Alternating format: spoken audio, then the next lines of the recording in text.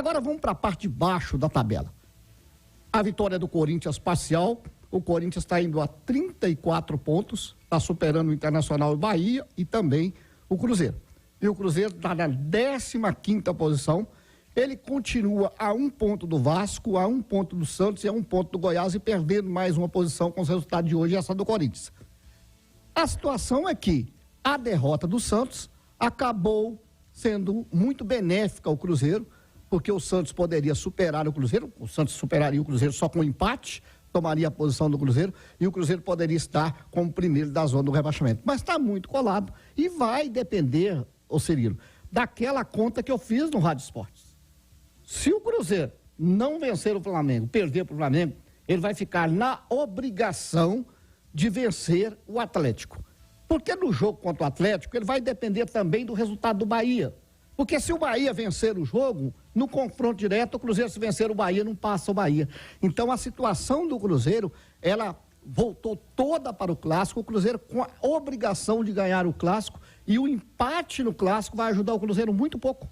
Muito pouco. O risco do Cruzeiro terminar na zona do rebaixamento, mesmo com o empate, é enorme, principalmente a gente tem que considerar a motivação do atleta na parte de cima da tabela. Baião, então, muita coisa mudou para o Cruzeiro nesta rodada, Cirilo. Contextualizando a rodada, vamos pegar a turma dos 30 pontos aí, ó. O Goiás tem 30 pontos, vai visitar a equipe do Cuiabá, jogo no sábado. O Santos... Esse Cuiabá aí em casa é diferente, né? Joga melhor fora do que em casa. É um bom visitante. O Santos, 30 pontos, 17º. Visita a equipe do Internacional, domingo às 4 horas. O Inter está numa posição ali, um cenário um pouco mais acima, mas é um time que está lutando ali nessa faixa também.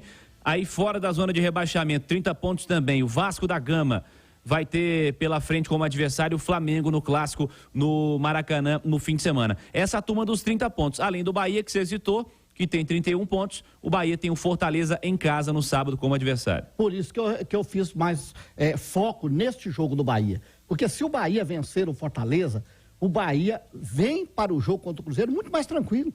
Muito mais tranquilo. Então, porque o Bahia está ali com a mesma pontuação do Cruzeiro.